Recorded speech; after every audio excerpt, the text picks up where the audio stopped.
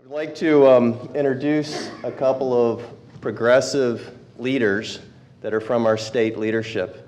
We have the sponsors of both the Senate Bill 1178, which was filed last week, as well as the House Bill 979 that was filed yesterday as well. So we have a couple of the leaders that see the opportunity and the benefits that it can serve for the state of Florida. And first up is Senator Richter, who is from my neck of the woods in Southwest Florida. He is a retired and proud veteran of the Army. He served in Vietnam, got a Bronze Star, and went to the University of Pittsburgh. That's enough, I'll tell him who I am. You're fine. And he is, the other aspect of it is that he's also the president of First Integrity Bank, and integrity defines this man.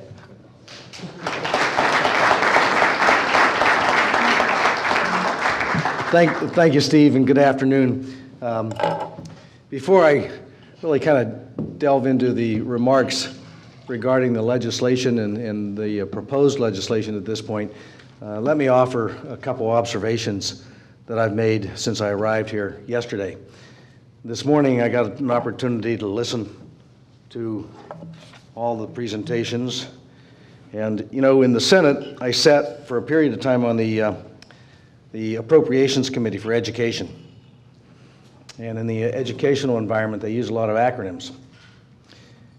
But holy mackerel, we got a COA, an AUVSI, a NEGAT, an FAA, a DPP, a UAS, an NCSU, a TFR, a UTF. Now a UTF, Tom, that's unable to fill? Give me a break. So Representative Jimmie Smith, I figured he and I are EPOs. That would be elected public official. And we're hoping to GTCS, and that would be get the conversation started. And with that, we're going to go up to Tallahassee and do this. A little bit of background on me. It was never on my bucket list to be, what did I call it, an EPO, an elected public official. It was never on my bucket list to be going to public service. As Steve mentioned, I'm a banker. I began my banking career in 1968. As a janitor at Mellon Bank in Pittsburgh. Worked as a janitor for a little less than a year, and then I was given another job opportunity by the government that I just couldn't refuse, and left the bank on a Thursday and was inducted into the Army on the following Friday. Ended up, as Steve mentioned, I ended up going to Vietnam and served with the 75th Ranger Company on a 5-man LRP team, Long Range Recon Patrol. And when I returned home, I went immediately back to work in the banking business. Shortly after I got home, I met my wife, Diana. I met her on her 21st birthday in a tavern. And 2 weeks later, I invited her out for a dinner date. And a year later, we were married, and that was 40 years ago. We have 3 wonderful children and 4 wonderful grandchildren that we adore and keep us real busy.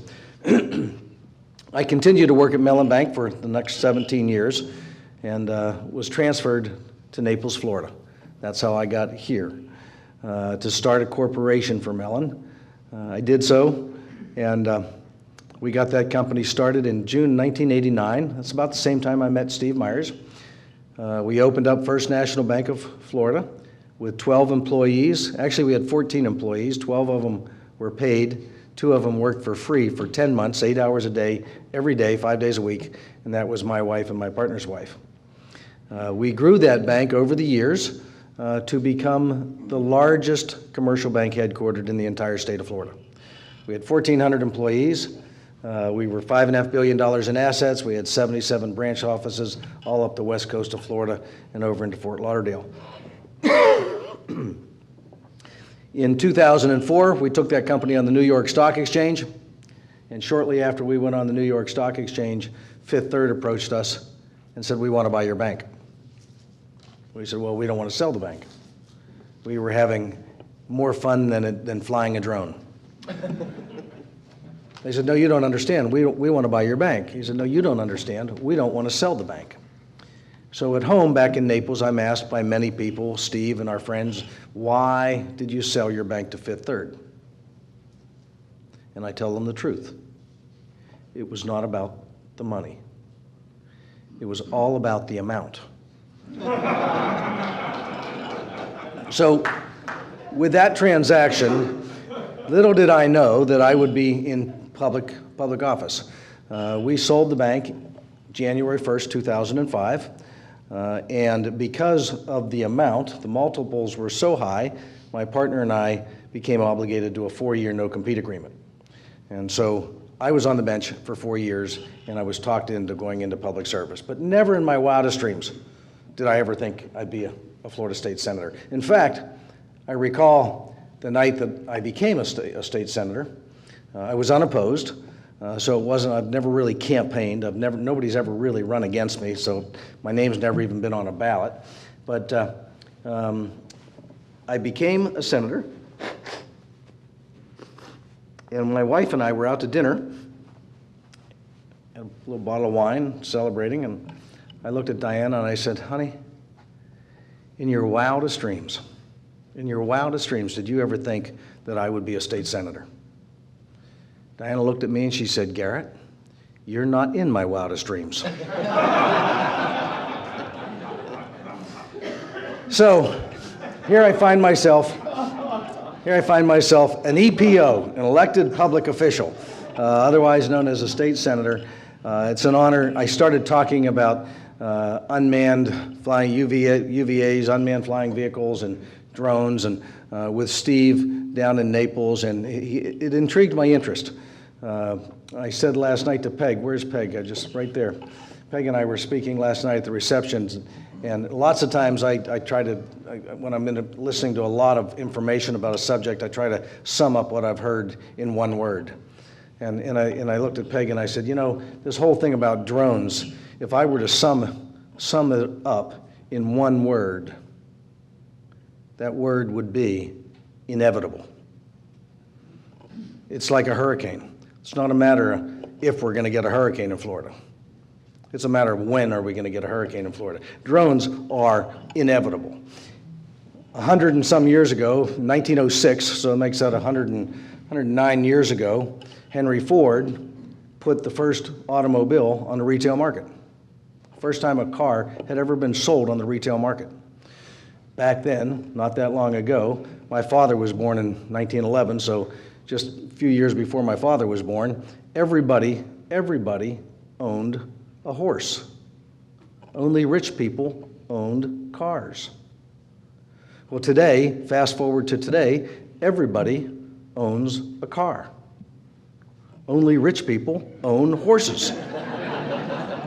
And when I heard, Jim, when I heard you speak about the airspace as your infrastructure and dealing with that infrastructure, my guess is it's probably no more mind-boggling to deal with the infrastructure in space with unmanned vehicles and manned vehicles and everything else going to space than it was trying to migrate from horses running all over the road to putting in stoplights and traffic signals and hundreds of millions of cars on the road. And that's all going to change with the autonomous car, which can see 360 degrees. 360 degrees. It's going to speed up travel. It's going to lower insurance costs. It's going to make travel accessible to anybody. If you've got seniors, your parents, your grandparents, you don't have to worry about them getting in a car going someplace. They'll get into an autonomous car. I'll get into an autonomous car when that happens. And my kids and my grandkids won't worry about Dad's driving. I like the fact that I'll be able to drink all night long and then get in the car and go home. But this has been really informative for me. We talked about a bill, 1178 is the Senate bill that's been assigned, the number that's been assigned to the Senate legislation. Tom, I think you're the one that really drafted the language, if I understand correctly, or a lot of the language with some collaboration with Steve and others. AUVSI. AUVSI? That's really GOOD. Yeah. So we're at the starting line. And the legislative process is not a sure thing, but you never have the discussion until you cross the starting line. Don't know if Representative Smith and I are going to be able to get this to the finish line or not. There's 2 other bills out there. There's a lot of angst throughout the state of Florida about drones. For me, I have a passion for common sense. This is just so commonsensical. You can't hide from the future. You can't hide from progress. Either embrace it or it'll run you over. And so hopefully we will put together some legislation, and I've got some bullet points on the legislation that will enable the Sheriff's Association to be able to embrace it and give them guidelines. You want guidelines. You don't want it all dropped in your lap. How do we handle this? In Section 1, we've got some prohibitions and some permitting, and then limitations of special imaging, and that stuff will all come out, and we'll have a discussion in the Senate committees and in the House committees, and that discussion will bring proponents and it'll bring opponents, and we'll have the discussion, and I'm sure that what we have filed out there now will probably be something different by the time it rounds second base. And if we can get it to go around third base, hopefully it'll be looking like it is, and we'll be able to bring it on home. I know there's some slides here that Grant, you had up earlier that's got some of the things that we could, if anybody wanted some, instead of putting them up now, they can get some talking points on the legislation. But from my observation, today has been extremely enlightening for me. I've had many conversations with Steve relative to the agricultural and in Florida. That's just huge. Somebody pointed out today, 65% of all the agencies, over half of all the agencies and departments, they advantage. This should not be that heavy of a lift, but it will be, because there's a lot of angst out there. Thank you for your attention, and Steve, I'm going to let you have the microphone back. All right. Thank you, Senator Richter.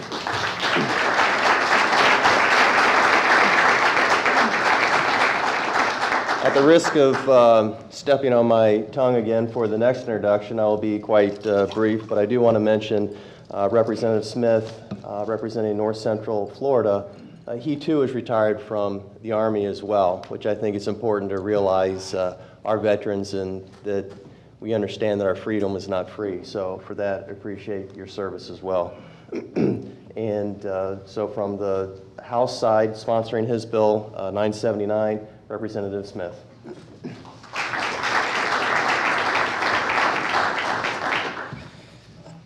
Thank you very much. You know, it's kind of funny that 2 Army guys are running drones, and both of us are what we call ground pounders, just people on the ground.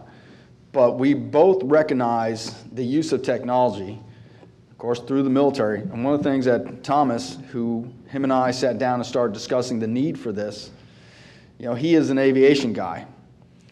And fortunately, as much as we tease each other about aviation and ground pounding and, you know, who gets to fly and who has to walk through the crap, well, we actually came up with the thought we need to do something now.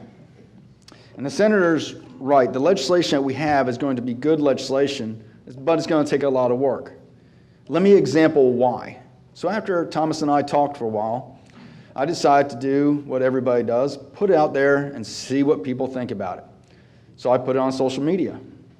We are looking at doing drone legislation, so someday in the future, a drone can bring your medicine to you. Now I'm thinking elderly people, Citrus County, and yes, they'll like this. Their answer was, no, don't let this happen. Their answer was, we elected you to make this illegal, to stop this.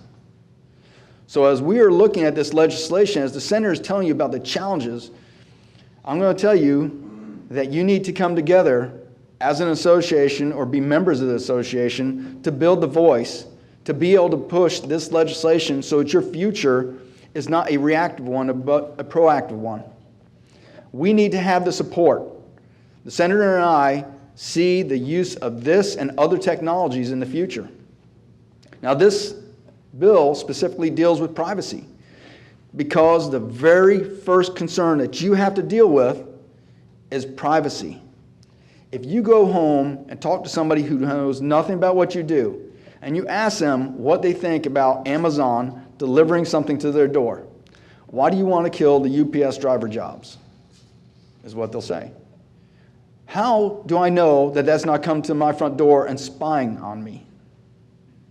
You need to be proactive in your industry in leading the way, not just within your industry, not just dealing with the federal government, but your neighbors. Your neighbors right now are scared as hell about technology. Your neighbors right now would rather you not do it than do. And as the senator exampled, it's happening. The cat isn't out of the bag is gone. The cat's running loose. What's it going to look like? This year, we're doing this legislation to provide privacy to be able to give you legitimacy. And as I heard earlier talk about government use, that is minuscule to the potential profits you're going to make in the future. Realtors. Nothing like a realtor that wants to go down to a condo and take video around his condo, or go up from the 23rd floor and give that example, this wonderful view if you buy my property. The insurance industry, do you mean I can get somebody on site within minutes from my insurance company so I can start taking videos and photos of my accidents? The news media, no longer a massive helicopter to get on site, a drone that flies out there, the cost savings to the media. Things like this are in front of us. At the same time, if we don't realize the biggest hurdle is not technology. The biggest hurdle that you have is privacy. And you need to work in a way to where you can answer how not to violate somebody's privacy. How to ensure the technology, the operating systems, the software all work in conjunction to make sure that somebody who is outside the need of your drone is not accidentally captured and subsequently sues you. And people say, well, we have insurance and some things have been done. Until you're ready to stand up against Morgan & Morgan, you are not ready. And for those who are not in Florida, ask somebody. We're willing to put our skin in the game, the senator and I. We're willing to make sure this legislation is something that provides privacy, provides a tool for the industry to be able to go out into the commercial market. You know how many realtors there are in Florida? There's like 1,200 just in Citrus County. Miami has like 30,000 realtors. Wow. How much money is that you're about to make? So when I tell you, you need to be part of this association, and don't get me wrong, they didn't ask me to speak on this, but it is a serious matter. We need them to be a strong voice. We need the associations to be able to stand up in committee and say, this many members are working with the senators. This many members are working with the representative to ensure that our communities understand that these are a good tool. I want EMS to show up with a drone at an accident to be able to provide that medical information within seconds prior to an ambulance getting there, so I can be saved in a wreck.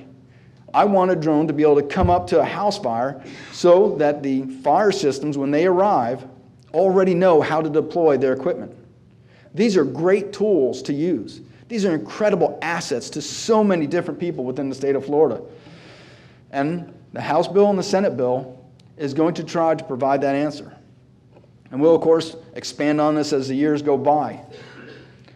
One of the most important things, though, is once again, if you've ever seen George Orwell, okay, the community, your neighbors, people don't know who you are so very worried about Big Brother. I've actually had people tell me I would shoot them out of the sky. Now, mind you, personally, not likely going to happen. They're damn hard to hit, okay? Well, in the Army, we use them for target practice, and out of a company of 120, they got one bullet, okay? So they're really hard to hit. But all joking aside, that is the fear that you have to deal with. That is a reality of the industry right now. And it's great that the federal government wants to use it as a tool, but that is restrictive. Don't restrict yourself. Don't hold yourself back. Think about that future. Self-driving cars, drones that deliver things for Amazon, phone systems that work just like Jarvis in the Iron Man movie. The technologies are right there in front of us. Our future in Florida are right there in front of us. We are at a crucial point. We need you to be involved in what we're doing. We need you to be supportive of what we're doing. We need you to communicate with others about how we are trying to do this right, how your industry isn't waiting for it to happen. Your industry is trying to help make it happen in the right way. And with that, I have to tell you that not bad for two ground pounders that don't spend too much time in the air. Thank you.